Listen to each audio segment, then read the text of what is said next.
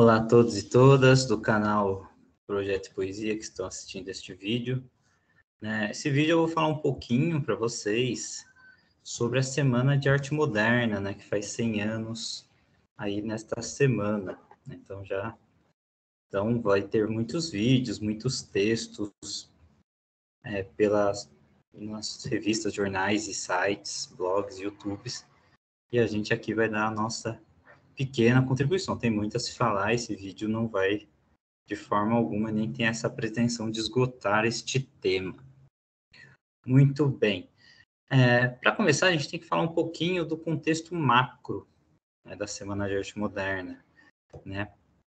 Bem, a gente tem que ver que, por exemplo, essas novas linguagens artísticas, essas novas formas de fazer literatura, pinturas, elas não foram exclusividade do Brasil, apesar da Semana de Arte Moderna trazer características tipicamente brasileiras, não dá para a gente apontar como se fosse uma característica apenas do Brasil. Bem, então, se a gente for olhar no mundo todo, em especial na Europa, a gente vai ver uma série de vanguardas artísticas. Muito bem, então o que essas vanguardas artísticas, por que surgiram essas vanguardas artísticas? Há muitas interpretações, há muitos pontos, mas eu vou destacar apenas dois.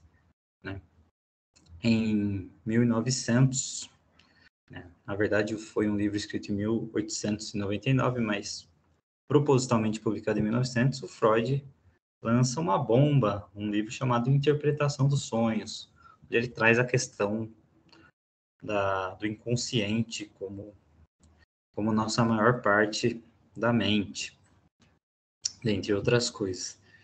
Esse livro, de certa forma, ele vai jogar uma bomba, vai trazer a psicanálise como norteador, como forma de pensamento, no século XX. Isso vai revolucionar e os artistas vão ser muito influenciados por isso e vão, então, de certa forma, tentar fazer uma arte, na qual onde eles tentem captar essa, digamos assim, esse lado inconsciente da mente. Então, por isso que muitas obras modernistas de vanguarda e modernistas, em especial as surrealistas, não têm um sentido tão claro, porque eles tentaram, de certa forma, captar o inconsciente, o que é bastante complexo. Mas, essa seria, então, uma explicação cultural, um pequeno pedaço de uma explicação cultural. Mas não foi apenas isso, durante o século XIX, houve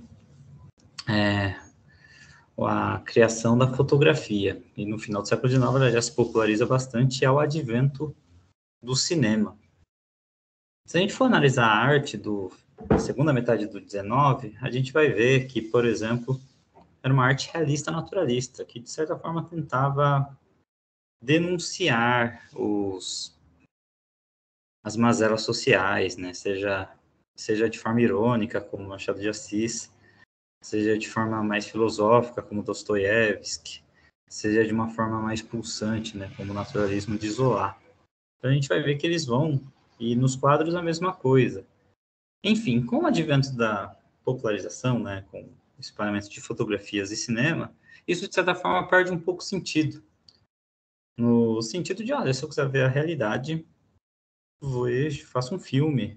Se eu quiser ver a realidade, eu bato uma fotografia, eu não preciso mais dessa forma de arte. É claro que isso que eu falei não explica tudo, mas, sem dúvida nenhuma, esse advento tecnológico, esse fator técnico também influenciou a criação das vanguardas, o que vai ser diretamente ligado ao modernismo brasileiro. Bem, falei um pouquinho do realismo e naturalismo, e no Brasil tinha uma outra questão também, que no caso é o parnasianismo, que era um poema, uma forma de fazer poemas, de uma forma muito influenciada pelo positivismo.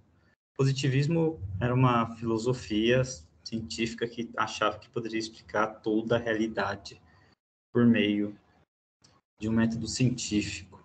né? Isso vai ser bastante difundido no século XIX, né?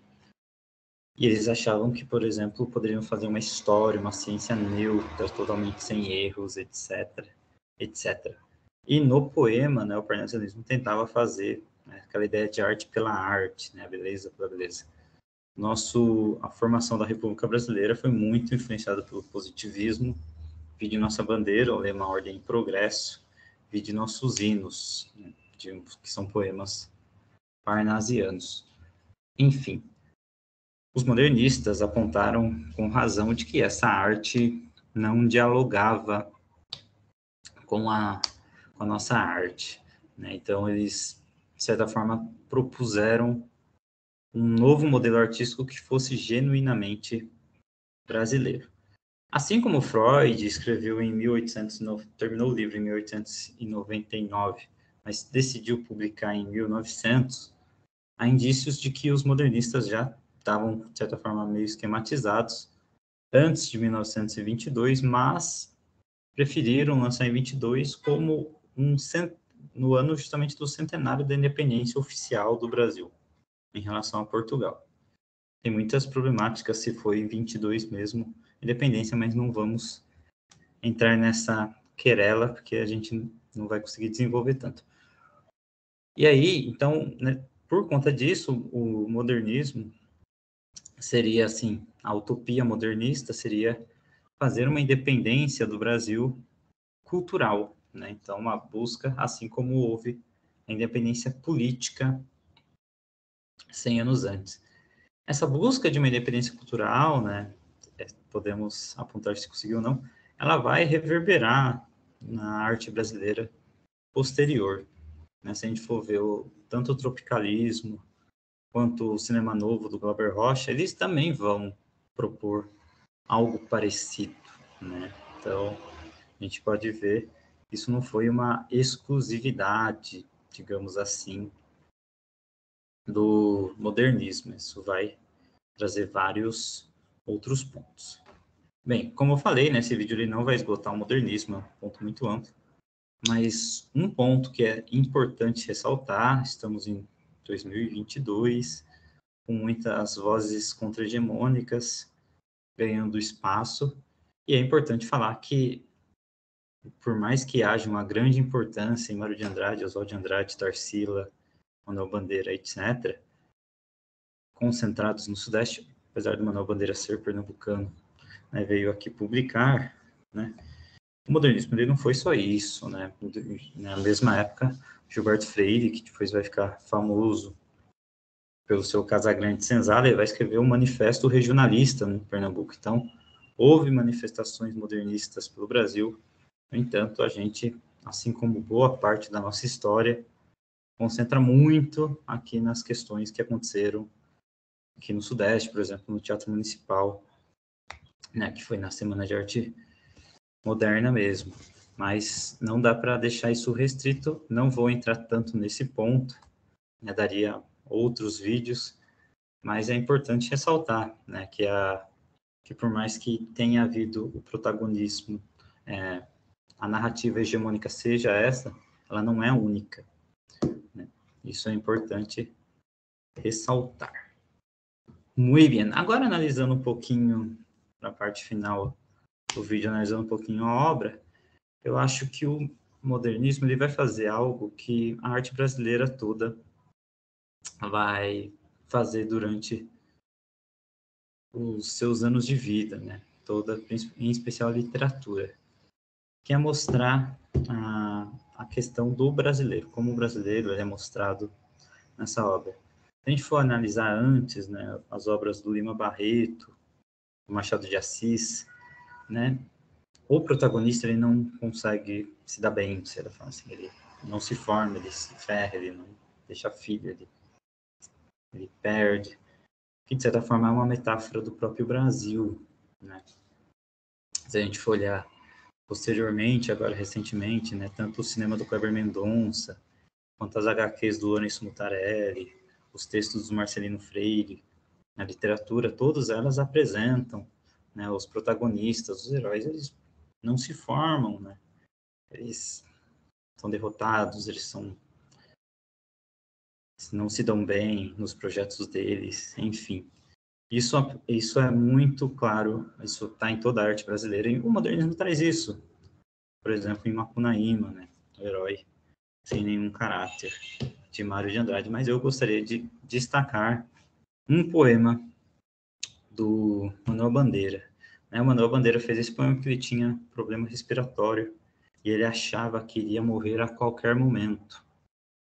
Mas é interessante como então ele vai trazer um poema bastante autobiográfico de como ele se via, mas impressionante, ao meu ver, como esse poema dialoga com o Brasil. O nome dele é Pneumotórax, está no livro Libertinagem, que faz parte desse movimento. Vou ler para vocês. Febre, homeopatise, dispneia, suores noturno, a vida inteira que podia ter sido e não foi. Tosse, tosse, tosse. Mandou chamar o médico. Diga 33. 33, 33, 33. Respire. O senhor tem uma escavação no pulmão esquerdo e o pulmão direito infiltrado. Então, doutor, não é possível tentar o pneumotórax? Não. A única coisa a se fazer é tocar um tango argentino. Bem, esse poema é bastante melancólico e bastante triste, e eu acredito que o segundo verso dele, a vida que poderia ter sido e não foi, ele representa o Brasil, né? O país que poderia ter sido e não foi. É um país que tem tantas riquezas, né? Vamos lembrar que o Brasil hoje tem mais da metade da água potável do mundo. Ele tem minérios que sustentam o mundo, ele consegue ter agricultura para alimentar o mundo, né? Ele é autossuficiente em petróleo, mas mesmo assim é um país subdesenvolvido, onde o povo é extremamente explorado, onde portadores de cana, entregadores de iFood ganham moedas e misérias, né? Onde o professor é muito mal pago e, ao mesmo tempo, a elite é riquíssima, né? Os meios de comunicação super concentrados, né? Então, acho que o modernismo conseguiu ver isso, apesar de todas as críticas que a gente pode fazer, de serem vozes concentradas de uma elite intelectual ali no Sudeste. Por mais que a gente possa fazer essas críticas, eu acho que eles conseguiram, né, ver esse ponto, esses problemas do Brasil como outros artistas viram antes deles e viram depois. Era isso, então espero ter auxiliado um pouco na reflexão sobre o movimento. Forte abraço a todos que estão assistindo. Até mais.